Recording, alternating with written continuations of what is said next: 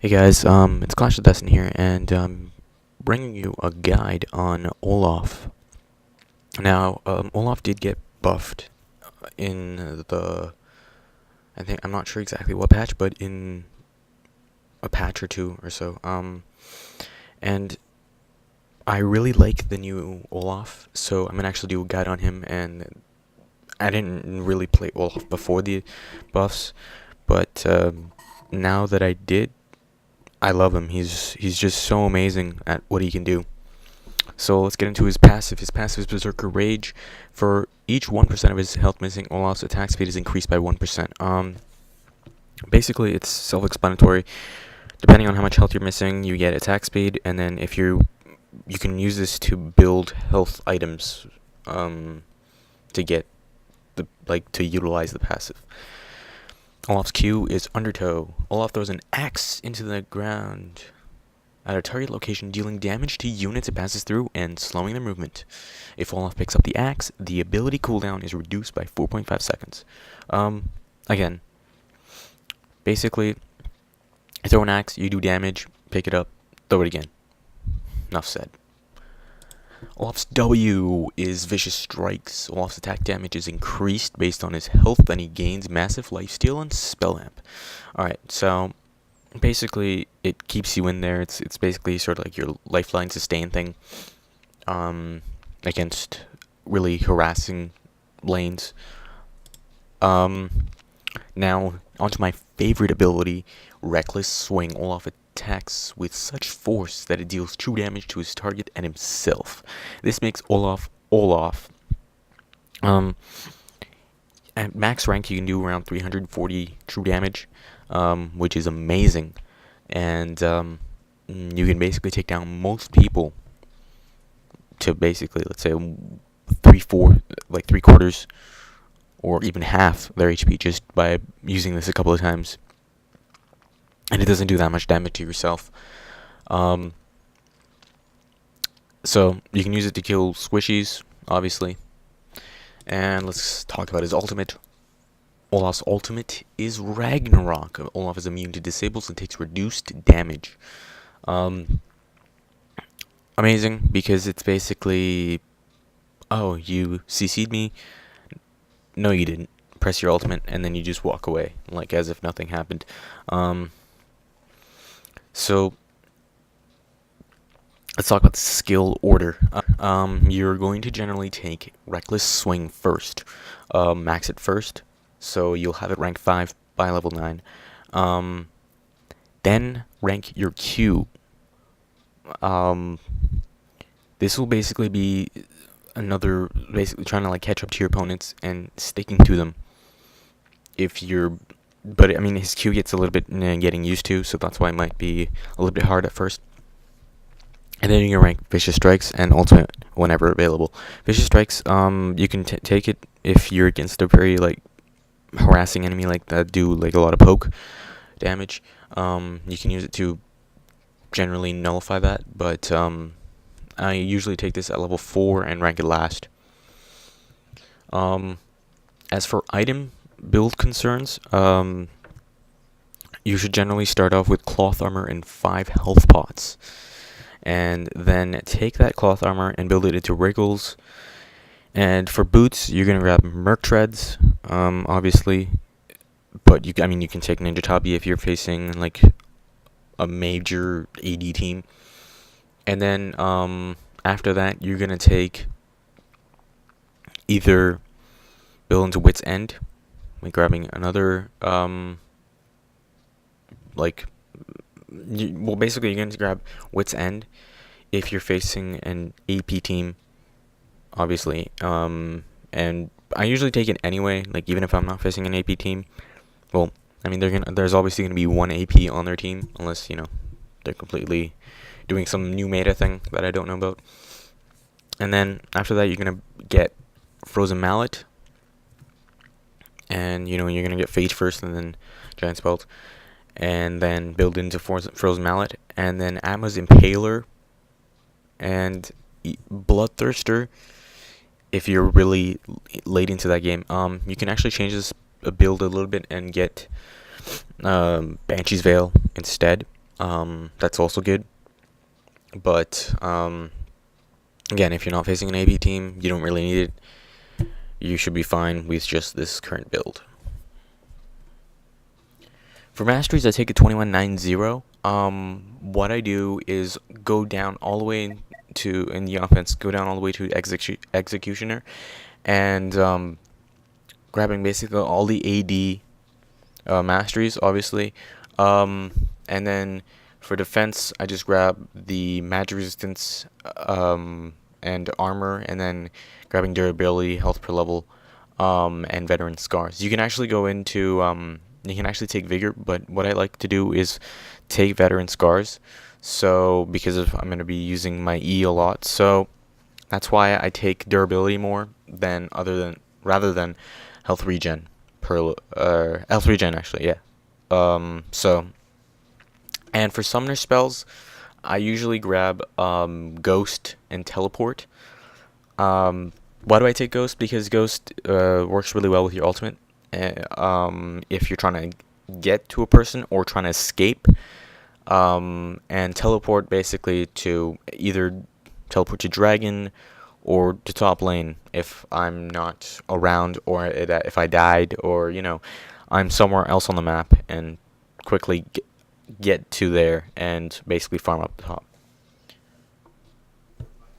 Alright, so for runes, I take something generally the same as the Riven runes. These are basically what I would use for normal top lane champion. Basically grabbing flat AD marks, flat armor yellows, scaling magic resistance per level blues, and armor penetration quints.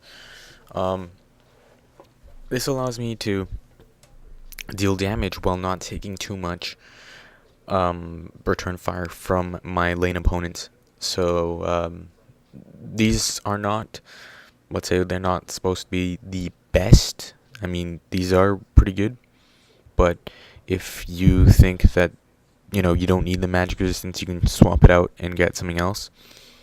Or what I generally see some other people do is swap the quints, the armor pen quints, for flat AD quints, which is fine too.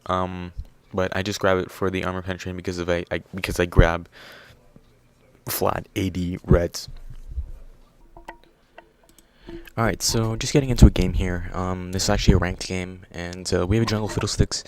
And unfortunately, Ziggs here gets caught by the entire enemy team. Unfortunately, he gets first blooded by the enemy Scion. Not good, not good. But as you can see, Fiddlesticks did a lot of damage with his silence. But instead of fighting him here, we actually make the decision of going to the enemy blue. So if you're actually getting counter jungle as the jungler, you want to like sort of change your position, go to the enemy blue. Gonna put you back a little bit, but doesn't matter. You'll still get your blue. Everything's gonna be okay. So as we take this blue, I'm just gonna walk through mid lane. We did pick up a Moo by that nice exhaust, and here I'm getting into lane, and as you can see, I'm facing Scion. Now Scion has that ability of being like hitting with the W, and here my jungler comes in to gank, but I don't even need him.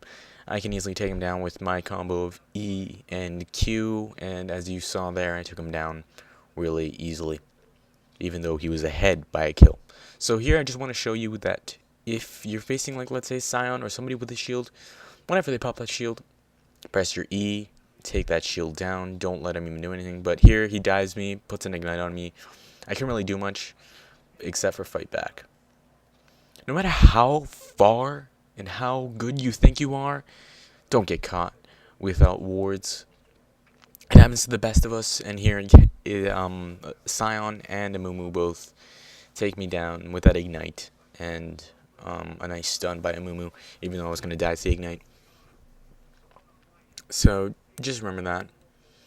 Anyway, here I want to show you a good way of using your ultimate. If the enemy team has a lot of CC, guess what you can do? Press your R and just walk away as if nothing happened. So here it's a Baron fight, and I want to show you what your role is in a team fight, even though I die really easily. Even though I'm gonna tell you what you should do. Basically focus like the squishiest person on the team, which was the Tristana, and take him down. You can do that with your amazing ability to chase. And here my team just picks everything up just from taking that Baron. And Corky catches the Collie. And a nice heal from Soraka. He is able to take down the Amumu as well. A nice clutch save. So here, again, no matter how far you are in the game, no matter how good you think you are, you can still die. But here, I do take this Janna on, and what happens is that we end up running into the enemy, Akali, and we can take her down, but the damage from Amumu is just too much for me, and I can't really kill him, even though with my passive. Again, it's not a bad trade for us. We did pick up, I think, 3 or 4 kills, and Fiddle picks up that. So here, again, I'm getting greedy. It happens to the best of us. Don't forget, you're not God, you're not unkillable. You will die no matter how good you think you are. And here, with a combination of Scion, Amumu, and Trist, and Sion's Ignite, I die very stupidly. I could have survived. So here, we're baiting the enemy team. We have a ward in that bush right there, near Baron, and we know that they can see us. But here, we're just, baiting this because they think they can do the same thing that happened last time. Instead, we just wait around a little bit. And what happens is that,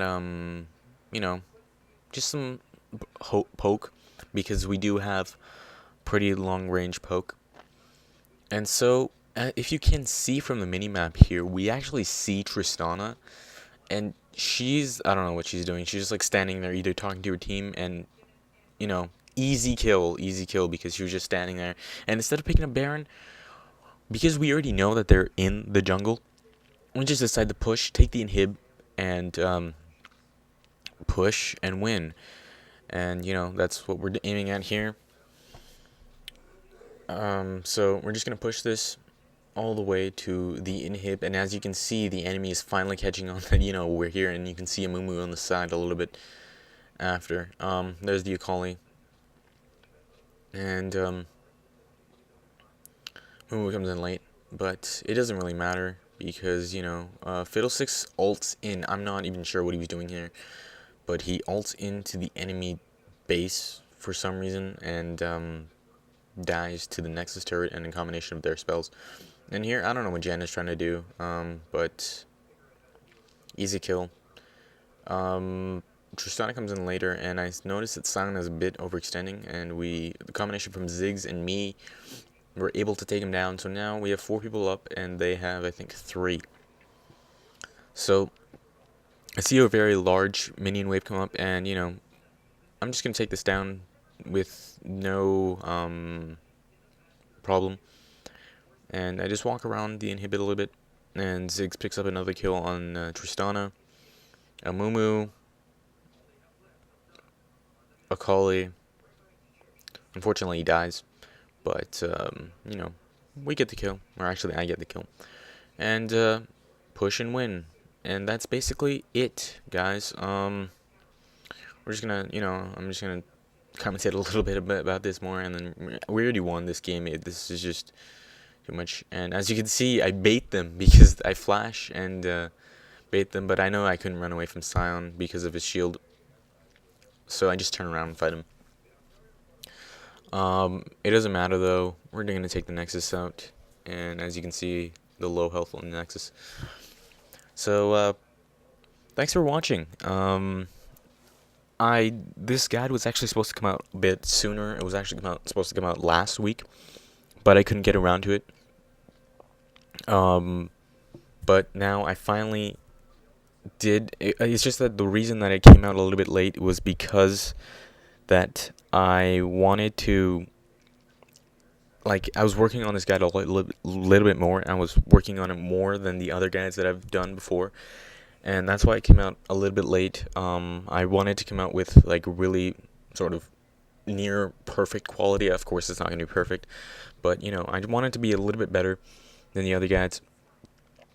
So, other than that, thanks for continuing to watch this guide.